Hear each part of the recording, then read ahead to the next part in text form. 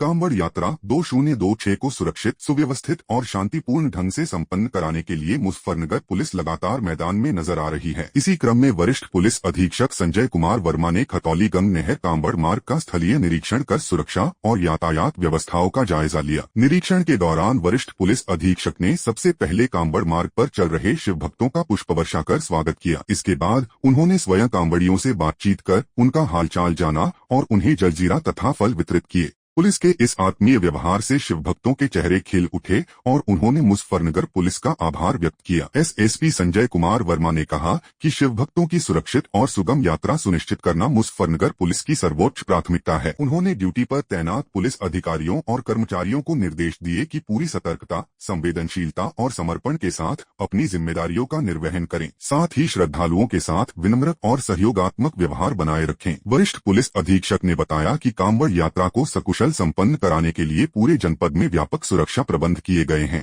कांवड़ मार्ग पर पर्याप्त पुलिस बल तैनात है और ड्रोन कैमरों के माध्यम से लगातार निगरानी की जा रही है। इसके अलावा एटीएस टीम, बम निरोधक दस्ता, anti sabotage team, PAC, flood PAC, dog squad, CCTV कैमरे और एनपीआर कैमरों की मदद से सुरक्षा व्यवस्था को और मजबूत बनाया गया है। संवेदनशील स्थानों पर विशेष निगरानी रखी जा रही है ताकि किसी भी प्रकार की अप्रिय घटना से बचा जा सके। मुजफ्फरनगर पुलिस और जिला प्रशासन लगातार कांवड़ मार्गों का निरीक्षण कर रहे हैं और यह सुनिश्चित कर रहे हैं कि पूरे जनपद मुजफ्फरनगर में आप सभी को मैं शुभकामनाएं देता हूं और पूरे जितने भी हमारे श्रद्धालु चल रहे हैं हरिद्वार से जल लेकर के सभी को हम लोग वेलकम कर रहे हैं। और इस परिदृश्य में मैं आपको बता दूं कि हमारे यहाँ लगभग 50 लाख से ऊपर श्रद्धालु तक पास हो चुके हैं और इसमें जगह जगह पर हमारे पुलिस अधिकारियों द्वारा, प्रशासनिक अधिकारियों द्वारा उनका स्वागत किया जा रहा है।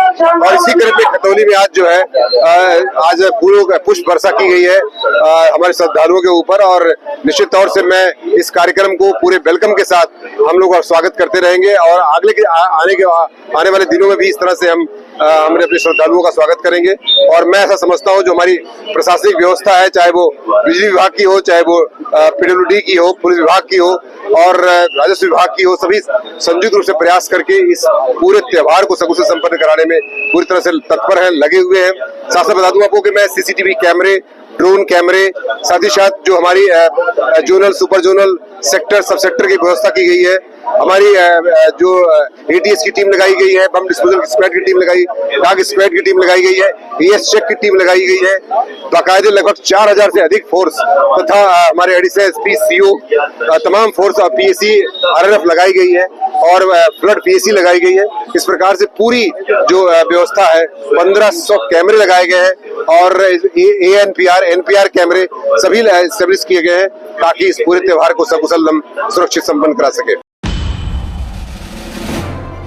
कांवड़ यात्रा के दौरान शिव भक्तों को बेहतर स्वास्थ्य सुविधाएं उपलब्ध कराने के लिए मुजफ्फरनगर स्वास्थ्य विभाग पूरी तरह सक्रिय नजर आ रहा है। श्रद्धालुओं को समय पर चिकित्सा सुविधा मिल सके, इसके लिए मुख्य चिकित्सा अधिकारी डॉक्टर सुनील तेवतिया ने जिले में बनाए गए कई कांवड़ चिकित्सा शिविरों का निरीक्षण किया। सीएमओ ने बागोवाली, बेल्डा, नंगला, दुल्हेरी, भोपा, तुगलकपुर, निर्गाजनी और धमात स्थित चिकित्सा शिविरों में पहुंचकर व्यवस्थाओं का जायजा लिया। इस दौरान उन्होंने दवाओं की उपलब्धता, चिकित्सा उपकरणों, डॉक्टरों और पैरामेडिकल स्टाफ की तैनाती की जानकारी ली। उन्होंने अधिकारियों को निर्देश दिए कि कांवड़ यात्रा समाप्त होने तक सभी चिकित्सा शिविरों में पर्याप्त दवाएं, आपातकालीन सुविधाएं और 24 घंटे स्वास्थ्य सेवाएं सुचारू रूप से उपलब्ध रहें। वहीं धमात स्थित चिकित्सा शिविर में सीएमओ डॉक्टर सुनील तेवतिया ने खुद कांवड़ यात्रियों का स्वास्थ्य परीक्षण किया और उन्हें आवश्यक उपचार एवं चिकित्सकीय सलाह दी। उन्होंने कहा कि शिव भक्तों की सेवा स्वास्थ्य विभाग की सर्वोच्च प्राथमिकता है और हर श्रद्धालु को बेहतर स्वास्थ्य सुविधा उपलब्ध कराना विभाग की जिम्मेदारी है।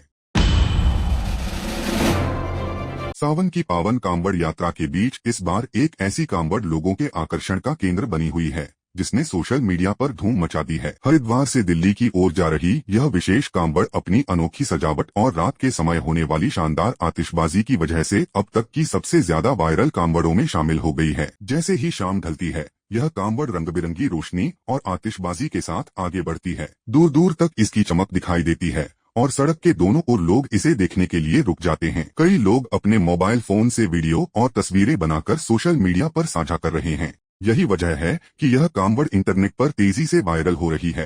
कांवड़ियों का कहना है कि जहां जहां से उनकी कांवड़ गुजरती है, वहां लोगों का भरपूर प्यार और सम्मान मिलता है। बच्चे, बुजुर्ग और महिलाएं बड़ी उत्सुकता के साथ इस अनोखी कांवड़ को देखने पहुंच रहे हैं। श्रद्धालुओं का कहना है कि उनका उद्देश्य सिर्फ आकर्षण पैदा करना नहीं, बल्कि भगवान भोलेनाथ के प्रति अपनी आस्था और भक्ति को एक अलग अंदाज में प्रस्तुत करना है। रास्ते भर बोल बम और हर हर महादेव के जयघोष गूंज रहे हैं। डीजे की भक्तिमय धुनों और रोशनी से सजी इस कांवड़ ने यात्रा को और भी यादगार बना दिया है। कई स्थानों पर लोग कांवड़ियों पर पुष्प वर्षा कर उनका स्वागत भी कर रहे हैं। श्रद्धालुओं का कहना है कि यह कांवड़ भक्ति और आधुनिक रचनात्मकता का सुंदर संगम है। सोशल मीडिया पर वायरल होने के बाद अब लोग विशेष रूप से इस कांवड़ को देखने के लिए कांवड़ मार्ग पर पहुंच रहे हैं। फिलहाल हरिद्वार से दिल्ली तक यह अनोखी कांवड़ श्रद्धालुओं और आम लोगों के बीच चर्चा का सबसे बड़ा विषय बनी हुई है और जहां भी पहुंच रही है वहां आकर्षण का केंद्र बन रही है।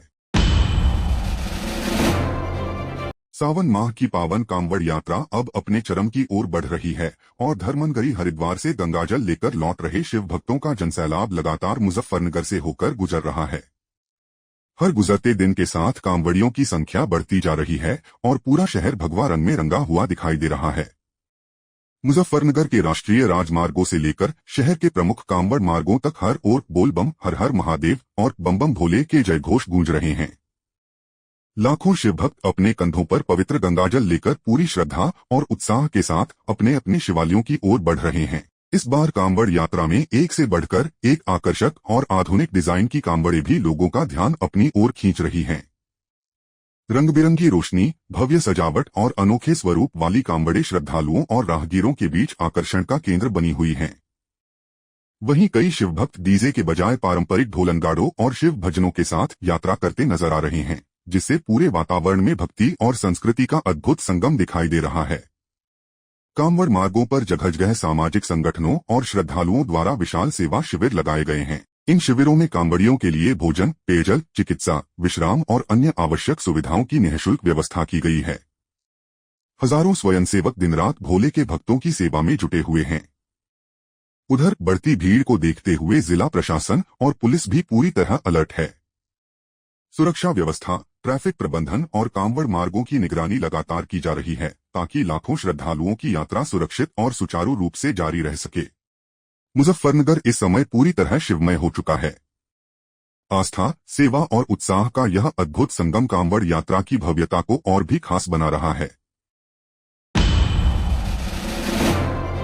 पंजाब के अमृतसर से राष्ट्रीय सुरक्षा से जुड़ी एक बड़ी खबर सामने आई है। अमृतसर पुलिस ने पाकिस्तान की खुफिया एजेंसी ISI से जुड़े 2 कथित आतंकी मॉड्यूल का भंडाफोड़ करने का दावा किया है। इस कार्रवाई में पुलिस ने 4 नाबालिगों समेत कुल 9 आरोपियों को गिरफ्तार किया है। सुरक्षा एजेंसियां इसे हाल के समय की बड़ी सफलता मान रही हैं। पुलिस के अनुसार गिरफ्तार आरोपियों के कब्जे से अवैध पिस्तौल, जिंदा कारतूस, पेट्रोल बम, CCTV कैमरे और अन्य तकनीकी उपकरण बरामद किए गए हैं। शुरुआती जांच में सामने आया है कि आरोपियों ने रेलवे ट्रैक के आसपास CCTV कैमरे लगाए थे और वहां की गतिविधियों की फुटेज कथित तौर पर पाकिस्तान में बैठे अपने हैंडलरों तक पहुंचाई जा रही थी। जांच एजेंसियों का दावा है कि इस नेटवर्क के कुछ सदस्य दिल्ली के जंतर मंतर में हुए CJP आंदोलन में भी शामिल हुए थे। पुलिस अब इस बात की जांच कर रही है कि क्या आंदोलन की आड़ में किसी बड़ी साजिश को अंजाम देने की तैयारी की जा रही थी। हालांकि इन आरोपों की पुष्टि के लिए जांच अभी जारी है। पुलिस ने यह भी बताया कि आरोपियों तक कथित तौर पर ऑनलाइन माध्यम से फंडिंग पहुंचाई जा रही थी।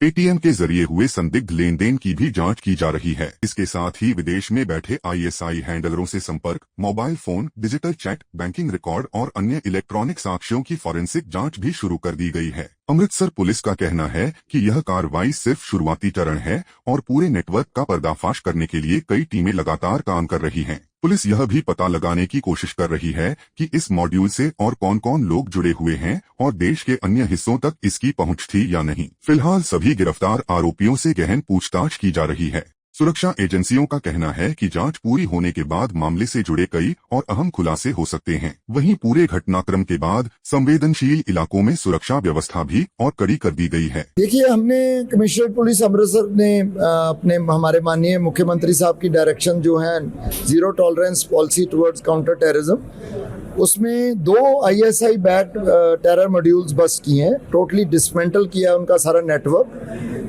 9 आरोपी इसमें गिरफ्तार हुए हैं, जिसमें 4 जुवेनाइल्स हैं और 5 मेजर हैं। जो जुवेनाइल्स हैं ज़्यादा इसमें, स्पेशली जो पेट्रोल बम वाला जो मॉड्यूल है उसमें ज़्यादा जुवेनाइल है, और इसके अलावा जो जंतर मंतर पे धरना चल रहा था वहाँ भी ये जाके 8 लोग अपना ग्रुप, और वहाँ इनको लोकल एक मुहैया करवाई गई स्पोर्ट जैसे मटेरियल वगैरह, पेट्रोल बम्स वगैरह दिलवाए गए।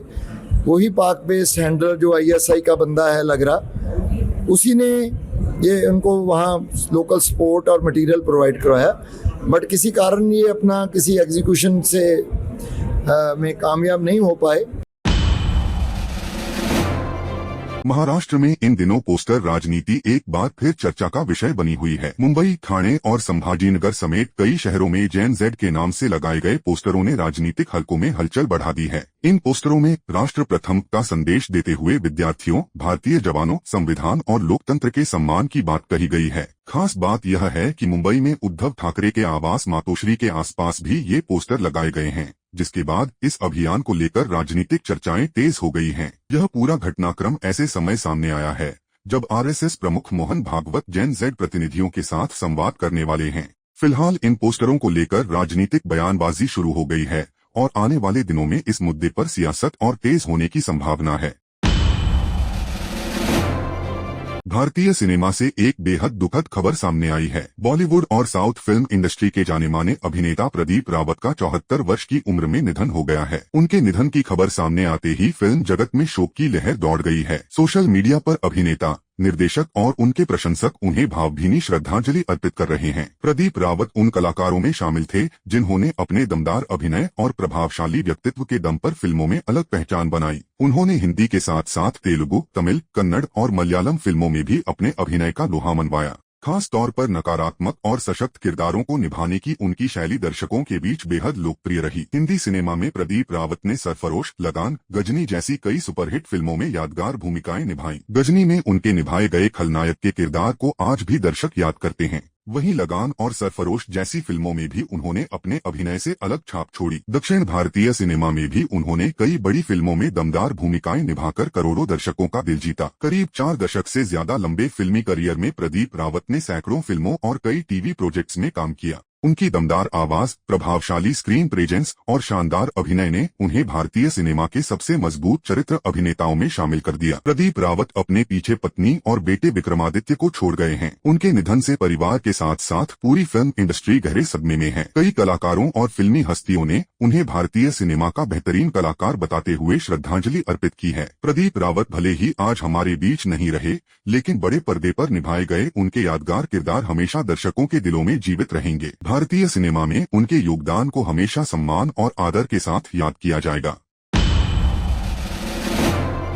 संसद के मानसून सत्र के दौरान विपक्ष ने एक बार फिर केंद्र सरकार के खिलाफ मोर्चा खोल दिया। कांग्रेस नेता राहुल गांधी, प्रियंका गांधी वाड्रा, कांग्रेस अध्यक्ष मल्लिकार्जुन खड़गे और अन्य विपक्षी सांसदों ने संसद परिसर में गांधी प्रतिमा से मकर द्वार तक विरोध मार्च निकाला। यह मार्च CJP प्रदर्शनकारियों के खिलाफ हुई कथित पुलिस कार्रवाई, अयोध्या राम मंदिर चंदे में कथित हेराफेरी और अन्य मुद्दों को लेकर आयोजित किया गया। विपक्षी सांसदों ने इन मुद्दों पर केंद्र सरकार और केंद्रीय गृह मंत्री अमित शाह को घेरते हुए जवाब मांगा। मार्च के दौरान कांग्रेस अध्यक्ष मल्लिकार्जुन खड़गे ने कहा कि लोकतंत्र में हर समस्या का समाधान चर्चा और संवाद से निकलता है। उनका कहना था कि सरकार को विपक्ष की बात सुननी चाहिए और संसद में सभी मुद्दों पर खुलकर चर्चा होनी चाहिए। वहीं कांग्रेस महासचिव प्रियंका गांधी वाड्रा ने भी सरकार पर निशाना साधते हुए कहा कि जो लोग सरकारी पदों पर बैठे हैं, उनकी जनता के प्रति जिम्मेदारी होती है। उन्होंने कहा कि यह लोकतंत्र है, तानाशाही नहीं और न ही किसी का शाही दरबार है। संसद परिसर में हुए इस विरोध प्रदर्शन के बाद राजनीतिक माहौल और गर्म हो गया है। अब आने वाले दिनों में इन मुद्दों पर संसद के भीतर सरकार और विपक्ष के बीच तीखी बहस देखने को मिल सकती है। सीन है, उसकी कुछ जनता के प्रति जिम्मेदारियां होती हैं। ये लोकतंत्र है, तानाशाही नहीं है, किसी का राज दरबार नहीं है। तो अगर कुछ हुआ है, बच्चों पर गोलियां चली हैं, पैलेट गन चलाई गई हैं, क्या नाम है वो, टीयर गैसिंग हुई है, लाठी चार्ज हुआ है, तो किसी की जिम्मेदारी है ना, किसी ने तो ऑर्डर दिया होगा, तो जिम्मेदारी लें अपनी। यही परंपरा रही है इस देश की। हल निकलेगा ना। अगर डिस्कशन नहीं है तो वो घर में बैठ के बात करेंगे, घर में सो जाएंगे, ये कैसा हो जाता है? ये पार्लियामेंट्री है, इसको वो तो डिसरेस्पेक्ट कर रहे हैं। ये अंदर आना नहीं चाहते। इतने दिन हो गए पार्लियामेंट शुरू होके, अंदर आके बयान देने को इनको क्या हो गया? ये क्या मुक्के है, बहरे हैं, क्या है? अरे यही से उठा है। हम तैयार है ना डिस्कशन के लिए, तुम क्यों नहीं आ रहे?